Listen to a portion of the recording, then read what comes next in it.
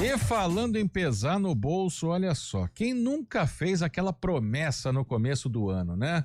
Olha, eu vou guardar um dinheirinho por mês do meu salário, vou tentar trocar o carro, vou começar a pagar uma academia. Todo mundo, quase todo mundo faz essa projeção aí para o ano, mas apenas 4 em cada 10 brasileiros revisitam os planos financeiros que definiram no começo do ano. É um levantamento da Serasa que analisa como os brasileiros se sentem no novo semestre do ano em relação às metas financeiras do início de 2025. Nós vamos conversar ao vivo agora aqui no estúdio CBN com o Tiago Ramos, que é especialista da Serasa em educação financeira. Olá, Tiago, boa tarde, seja bem-vindo ao estúdio CBN. Boa tarde, Marco. Boa tarde toda a audiência que acompanha o estúdio CBN. Sim, essa pesquisa refletiu que menos da metade dos brasileiros revisitam o planejamento financeiro e, por isso, acabam perdendo o controle das finanças em alguns momentos, principalmente por conta dos desafios encontrados ao longo do ano. 49% dos entrevistados disseram que acreditam que estão gastando mais em 2025, comparando com 2024. Isso compromete o planejamento inicial, que para 49% também, ou seja, praticamente metade, tinha como principal meta para 2025 pagar todas as contas em dia, seguidos por 38%, ou seja, praticamente 1 a cada 3, de fazer um controle do orçamento mensal. Então é importante sim que o consumidor cada vez mais tenha controle da sua vida financeira para evitar que o primeiro imprevisto leve ao atraso de uma conta e, consequentemente, até a inadimplência. E por que isso acontece? Por causa dos imprevistos, como você disse, né? Às vezes pode ter algum gasto com saúde, algum gasto, por exemplo, com carro, né? Ou pela questão da inflação, por exemplo, ou se ela é um dos fatores também, porque a pessoa, por exemplo, diz, olha, faz um plano lá, vou guardar R$ 500 por mês, só que aí as coisas estão mais caras, aí tem que tirar essa espécie de poupança, esses R$ 500 que vai guardar, eles acabam sendo gastos. Quais são os fatores aí que fazem com que isso aconteça?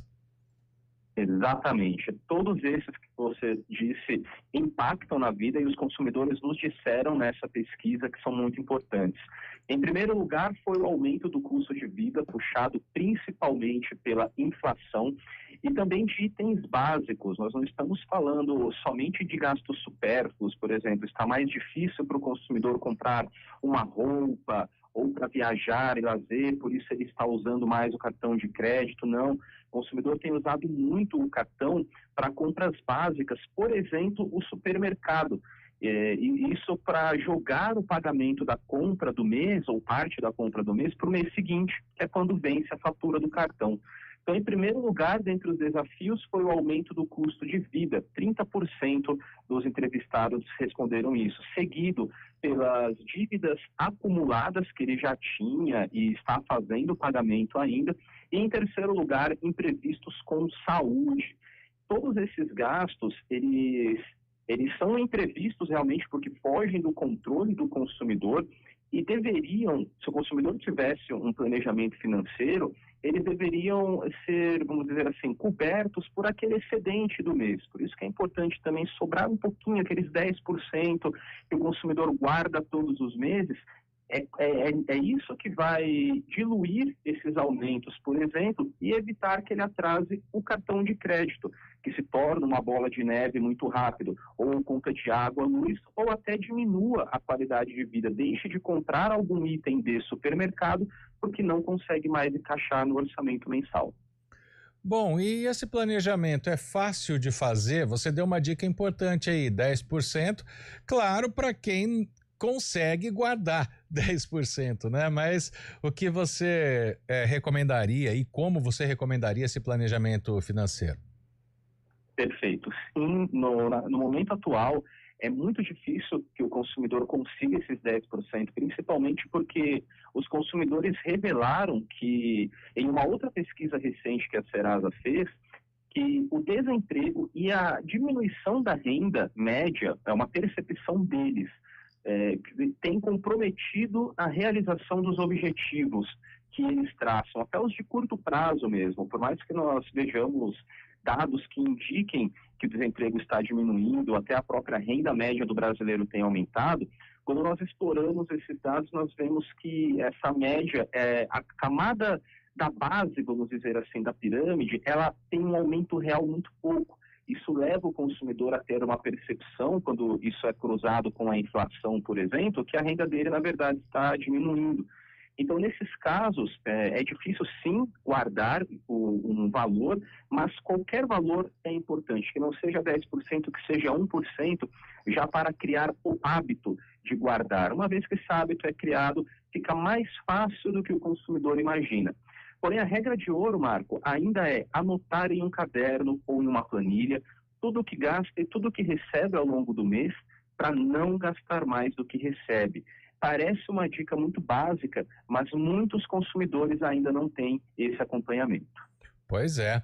E olha, o que me surpreendeu nessa pesquisa também da Serasa é que 49% dos entrevistados dizem que a situação financeira melhorou em relação ao ano passado. Isso significa que já estão fazendo esse planejamento?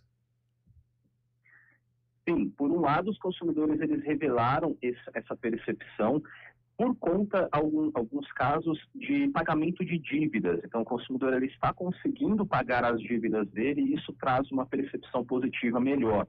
Porém, não diminui as outras dificuldades levantadas que podem levar a um ciclo de o consumidor paga uma dívida, não tem o controle do orçamento mensal, acaba gastando mais do que pode pagar e volta a se endividar.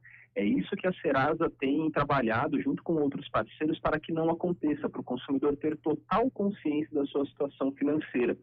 Nós lançamos recentemente as calculadoras para ajudarem o consumidor nesse planejamento das contas que estão disponíveis no nosso site gratuitamente, que são uma das formas dele saber o quanto ele gasta, o quanto ele pode gastar e o que ele deveria guardar para evitar que o primeiro imprevisto se torne uma bola de neve. E como fazer, Tiago? Deixa na própria conta corrente, investe em algo, porque qualquer banco ele oferece, né, que se coloque o dinheiro. A gente é acostumado com a caderneta de poupança há décadas aqui no Brasil e hoje tem CDB, tem várias outras situações para se colocar o dinheiro.